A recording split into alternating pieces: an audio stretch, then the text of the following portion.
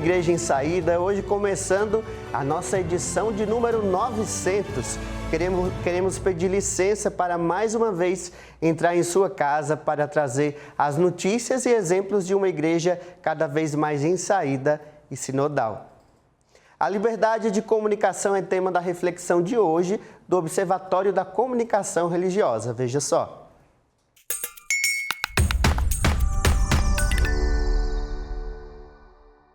Neste mês de maio, celebramos o Dia Mundial da Liberdade da Imprensa, criado pelas Nações Unidas, e o das Comunicações Sociais, criado pelo Vaticano II. Este ano, a mensagem do Papa Francisco trata da inteligência artificial. Ela já foi objeto de reflexões propostas aqui pelo Observatório da Comunicação Religiosa. Hoje queremos conversar sobre as razões que levaram as Nações Unidas a instituir um dia para celebrar a liberdade de comunicação.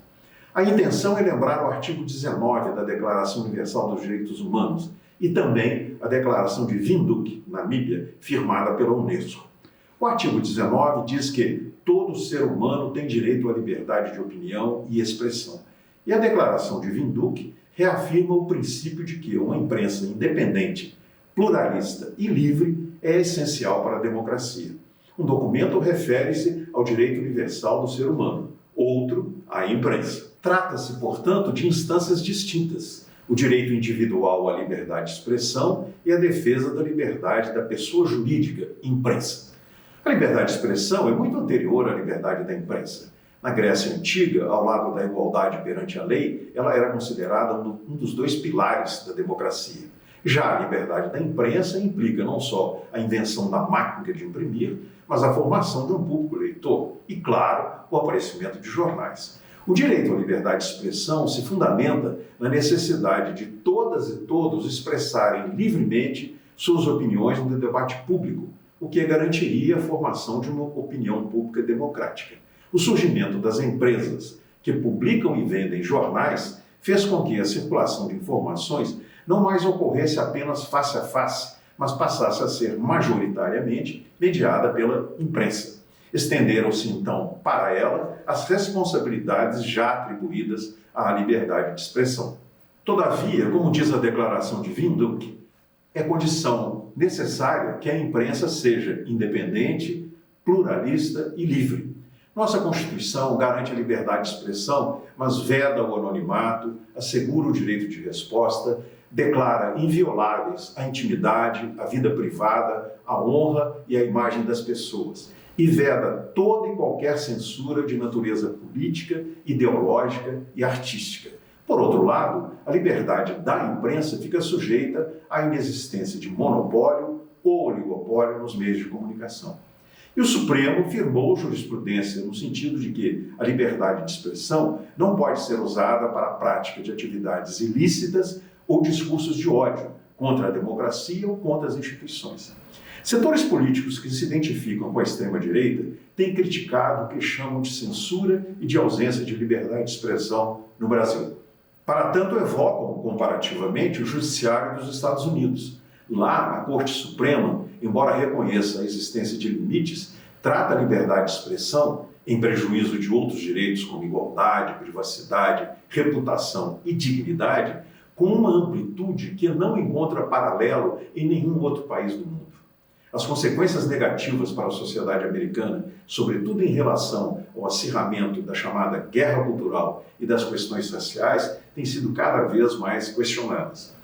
As celebrações do mês de maio, criadas pela ONU e pelo Vaticano, constituem uma excelente oportunidade para se refletir sobre os direitos e princípios que fundamentam a liberdade de comunicação. Em tempos de big techs, inteligência artificial, redes digitais, influencers e notícias falsas, precisamos rediscutir as liberdades de expressão e da imprensa, exatamente para garantir que elas e a democracia sobrevivam. Que assim seja.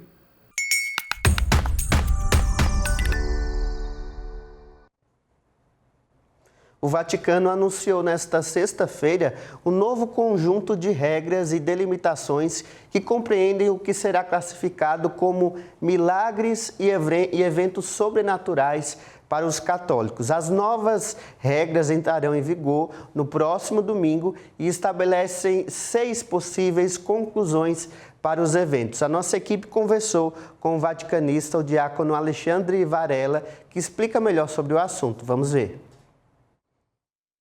Olá, Eduardo, um ótimo dia para você e para todos que estão ligados aqui no Igreja em Saída. Nós estamos aqui no Congresso Mariológico, que neste ano está discutindo também as mariofanias, ou seja, as manifestações marianas que acontecem aqui no Brasil e também em todo o mundo. E logo neste dia de hoje, o Vaticano divulgou novas normas para os presumidos fenômenos sobrenaturais. E é sobre isso que eu converso agora com o diácono Alexandre Varela, que é também do portal O Catequista, ajuda na comunicação lá no Vaticano, diácono? Eu queria que o senhor conversasse com a gente e explicasse um pouquinho sobre este fenômeno sobrenaturais, o que diz essas novas normas, né? Um ótimo dia para o senhor. Vamos lá. A Santa Sé tinha normas para verificação, né, de aparições e de fenômenos sobrenaturais, qualquer tipo de fenômeno, tá? Qualquer tipo de aparição. Sempre que uma pessoa fala, olha, tem aqui, estou experimentando um fenômeno sobrenatural, né? Isso sempre existiu na história da igreja. Desde 1978, né, São Paulo VI fez uma norma, Bento XVI lançou essa norma em 2011, quase 30 anos depois mesmo, né? E agora a Santa Sé faz uma nova norma que muda, né, bastante a maneira de investigar esses fenômenos. Por que a Santa Sé faz isso? Para dar mais celeridade a essa investigação, e também a gente hoje tem meios mais robustos para fazer essa investigação, então agora tem um processo muito mais robusto de investigação desses fenômenos. Antigamente também, a grande mudança, né, é que o final, né, o resultado final dessa investigação era: esse processo ele é sobrenatural ou ele não é sobrenatural? Agora não.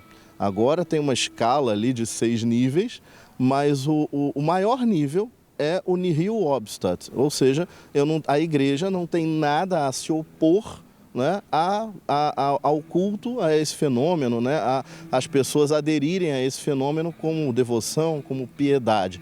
Obviamente nunca entendendo esse fenômeno como doutrina, como verdade de fé. Mas podem rezar, podem participar daquela devoção que se forma em torno do fenômeno.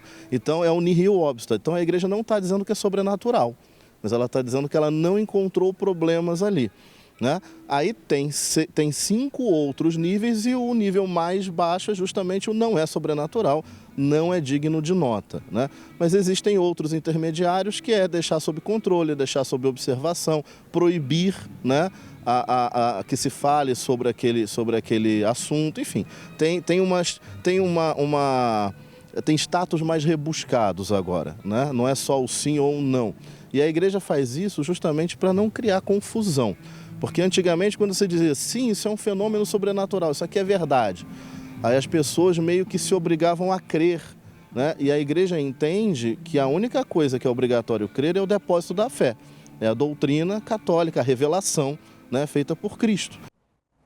No Rio Grande do Sul, a obra salesiana tem ajudado as vítimas das enchentes. Veja o depoimento de um seminarista que tem atuado como voluntário para ajudar o povo nesse difícil momento. Aqui em Viamão, há 67 anos, nós temos uma obra social dos salesianos, que é uma obra fundada pelo santo São João Bosco, mais conhecido carinhosamente como Dom Bosco. E essa é uma obra que atende 500, 450 crianças e adolescentes no contraturno escolar. E está situada na região metropolitana de Porto Alegre. É uma obra que atende aí uma gurizada na sua formação humana, profissional e também de acompanhamento. E nesses dias de crise, de enchentes aqui por toda a região, a nossa obra também abriu a sua cozinha industrial para fabricar marmitas todos os dias. De domingo a domingo, a nossa casa, que começou com 200, 300 marmitas, hoje está chegando a 1.600, conforme as demandas de toda a região. Então, é fabricado aqui pelos funcionários, mas também pelo movimento bonito de voluntários, depois encaminhados para os abrigos aqui da região, que atende a cidade de Eldorado do Sul, que foi uma das cidades mais atingidas aqui da nossa região. Então é um pouco dessa atividade, da dinâmica que nós estamos fazendo aqui.